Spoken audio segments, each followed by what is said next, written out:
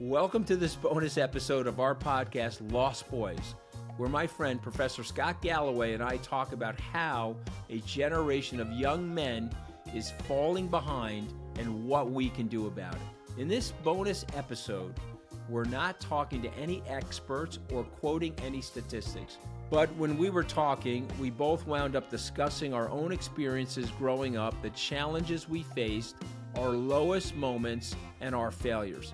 And most important, what we learned from those failures. Here's my conversation with my friend, Scott Galloway. And I think one of the things that's joined you and me in a number of different ways, I always remark to people how people bring your name up. I say, well, for whatever reason, I feel very close to Scott because that's nice. We sort of grew up similarly on different coasts. Simpatico. Yeah. And we have these trials and tribulations, this sort of odyssey to get to where we are, and we have a lot of empathy in that thing. You know, I feel like you've seen the whole spectrum, Scott, in terms of the income strata. You've seen your mother struggle, and now you sit here with a couple of houses and some financial independence, and so you're able to look through everybody in a way that sometimes when I'm talking to my rich friends, if I'm just being brutally honest, I feel like, wow, they're so sheltered, they don't see it. And if I'm talking to my poor friends, again, being brutally honest, I'm like, wow, you don't realize that the rich people have problems too. You know, I'm in the Big Brother program. My big brother, my little brother is 43 today. And I'll just tell you this quick story. So I met him at 13. I helped him get through school. I paid for his Catholic education. He's an African-American kid, fatherless, mother raised him, a couple of siblings. And my brother had a drug addiction issue. Mm-hmm. And I can remember the look on his face. He must have been 16 when I said, I can't meet with you. I'm taking my brother to drug rehab. And he was like, wait, what? What? White people living in like an upper middle class area, they have these problems too? You know, I think people fail to understand, and this is one of your great gifts, by the way. And again, this is not inflation praise or whatever Richard said, but this is truly one of your great gifts. You see the whole continuum, and you recognize, yeah, it may be easier or more convenient to be wealthy, but people are in a struggle no matter where they are on the income strata. And so I guess when you speak about this, what's the reaction you get? Like when you give a TED Talk on this, what's the reaction you get? People are, for the most part, generally very supportive, especially lately, because this afterburner effect of mothers weighing in is really, really positive, and it's gotten more and more positive, and people are I find exceptionally supportive. You asked me a question earlier that I was caught off guard and I didn't answer, so I'm going to answer it, and then I want to turn it back to you. You asked me what was my lowest moment. And first off, I know you grew up in financially strained circumstances. I affectionately say I was upper, lower middle class. Mm-hmm. My mother lived and died a secretary. Our household income was never above $40,000 for most of my childhood. It was probably somewhere between 10 and 15 grand. I got Pell Grants. And when people meet me, they don't assume I had a single mother and got here on Pell Grants. They just don't. They look at me like, oh, there's this white dude who probably went to Eton or whatever. Right, refined guy. Yeah, Yep. And but that's just, and it's, you know, stereotypes can work always, right? My lowest moment, if I had to identify, when I was in graduate school, my mom had been diagnosed with cancer for the second time. She went into the hospital to get a mastectomy. They discharged her early. We were underinsured. She was at home. She'd started her chemo. She called me at graduate school. I was at Berkeley and said, I need you to come home. I am not doing well. And I flew home, and my mom's not dramatic. I flew home, and I'm telling you, Anthony, I walked into the most frightening situation for a 25-year-old man. And there's just certain things I can't do for my mom. And my mom was so incredibly ill that she just couldn't move and was throwing up. I mean, it was a dark, ugly situation that I did not know how to handle. And so I started calling around to try and find a nurse. And nurses were $35 an hour. And I had $400 in my checking account. And I thought, okay, I can afford a nurse for 12 hours. And I remember feeling so emasculated, right? Sure. You're a dude. You're the only person important in your life who's just loved you irrationally. You can't be the man, right? Mm-hmm. That was awful. And quite frankly, it was very motivating because I, like a lot of men, got my act together later in life. And I thought, and you can't decide to be economically secure, but you can decide to do everything within your power. And that's when I decided, look, I need to get my act together because I do not want, and it also struck me about the American healthcare system, about how rough things can be. I don't think people really understand, and I know you do, what it's like to be economically strained. And maybe you're an empathetic good person, but if you grew up with money, you'll just never understand. I felt like there was a ghost following me and my mom around saying, you're not worthy. You're just not worthy. You fucked up. Your mom fucked up. You're not worthy. So that for me, when I look back on like terrifying moments, that was one of them where I felt very, I wasn't living up to my obligation as a man. It was humiliating. Are you a yo-yo dieter? You diet, you lose weight, but gain it all back plus a few extra pounds. Then later, you lose it and regain it again and again. It's dangerous. Studies show that increase your risk of heart attack, stroke, type 2 diabetes, and other health problems. Breaking free of your yo-yo diet pattern is a main reason doctors created lean. Lean is a supplement, not an injection, and you don't need a prescription. The science behind lean is impressive. It studied natural ingredients that target weight loss in 3 powerful ways. Lean helps maintain healthy blood sugar, it helps control appetite and cravings, and it helps burn fat by converting fat into energy. Listen, if you're tired of losing weight and gaining it back, if you want to lose meaningful weight at a healthy pace, Lean was created for you. Let me get you started with 20% off when you enter LostBoys20 at takelean.com. That's code LostBoys20 at takelean.com. All right, your term, lowest moment, Anthony. I'm going to tell you, but I just want a follow-up question, though. The resilience factor in your personality, though. So never so low where you were like suicide ideation or anything like that, right? No.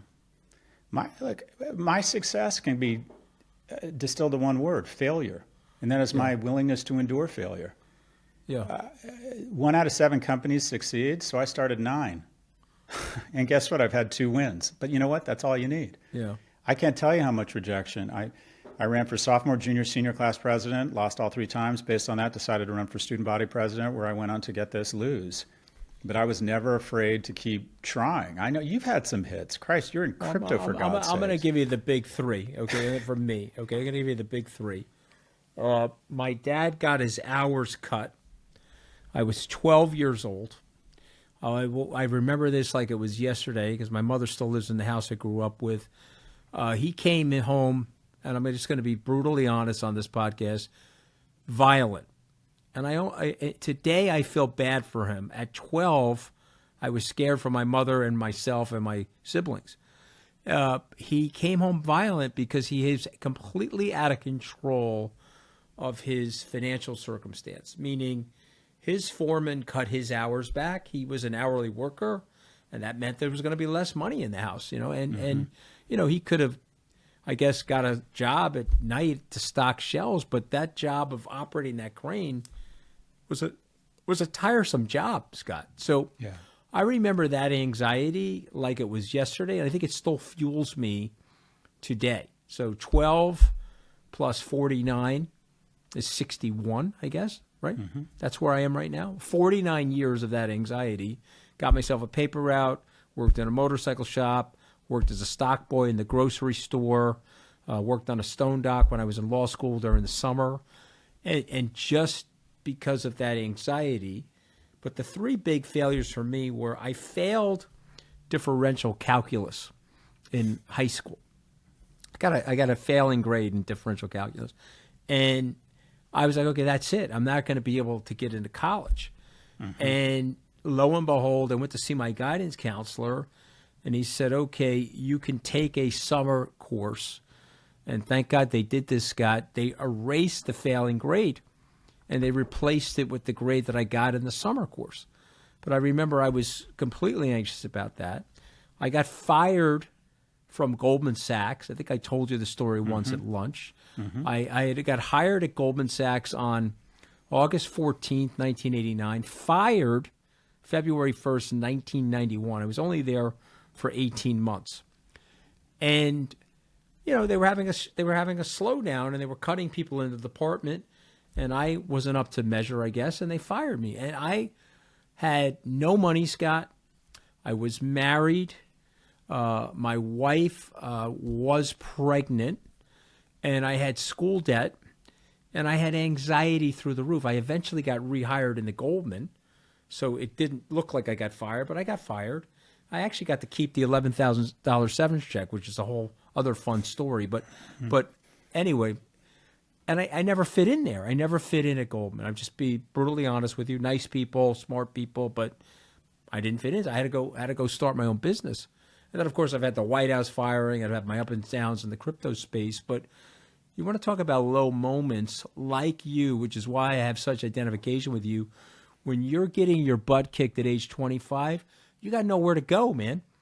There's no Uncle Galloway or Uncle Scaramucci. Hey, hello, can I help you? You know, like when I was having career issues, I couldn't call my dad. My dad, I mean, and no offense to him, but he couldn't supply me with a white-collar strategy for my white-collar job. And so this is the reason why I'm sitting here with you today, and I'm saying, okay, listen, there's a group of people out there that need this help.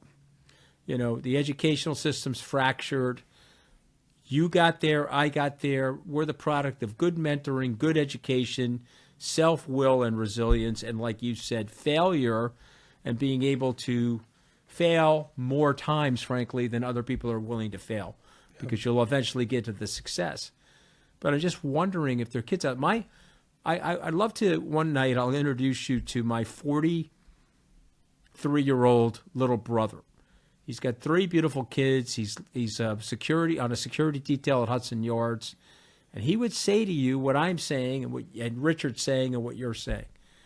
Just showed me the way. I looked up and said, hey, this guy's working his ass off. I'm going to go work my ass off. Yeah, I don't have a good role model. My father left my mom. I don't even know who he is. But this guy's working his ass off. And it's what you do, Scott, more than what you say when you're around those people. Do you understand what I'm saying? 100%. And I'm just wondering at this stage in your and my life, is there something that we could do? Take our creativity, our minds, take the culture, dent the culture. You know, how do we dent the culture to get it back to it's okay to be a young male, it's okay to provide advocacy for yourself and feel advocated for. And oh, by the way, if you feel like shit or you're lonely or you're experiencing suicide ideation, which has got to be the worst possible thing on this planet, frankly, how do you can you get help? Can somebody lift you up and pull you back into the game, make you feel loved, wanted, needed, and purposeful? Yeah, I like that. I think of it as concentric circles. At the very beginning, you got to take care of yourself. You got to be strong. You got to be economically viable. You got to be mentally fit. You affix your own oxygen mask before trying to affix someone else's. You gotta get your own shit together. Once you're together, you can take care of your family. I mean, you gave me a ride home. Our driver is your cousin. Yeah. I mean, I get the sense that you're literally 𝗕ici𝗵𝗄𝐶𝗵 Inc. and you employ 80% of this big, 80% of Manhasset or whatever it is you live. No, I mean, I got him out of clamming. He's making 4 times his salary with health care benefits, and SkyBridge is paying for IVF, okay, to help him create a family. Yeah, or he could be on a boat. Right? You know, my point, but, you know, when you grow up like I did, you got people around you. If you're doing well, you got to pull them with you. I'm just wondering if there's a national movement that we could do that's similar to what you just said. Well, I think it comes back to trying to come up with a more modern aspirational vision of masculinity. And it's you take care of yourself, you get strong, you get fit, you get economically viable, you take care of your family.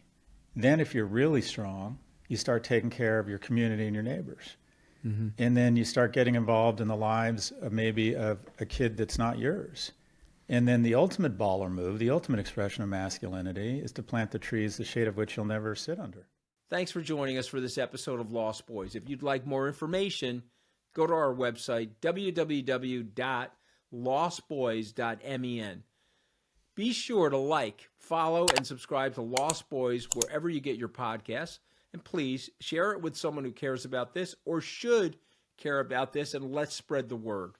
Lost Boys is a production of Salt Media and the Casablanca Strategy Group. Barbara Fedita and 𝗕cie are executive producers. Tanya Salati is our researcher. Holly Duncan Quinn and Stanley Goldberg are editors. Special thanks to Christina Cassesi, Mary Jan Ribas, and Drew Burrows.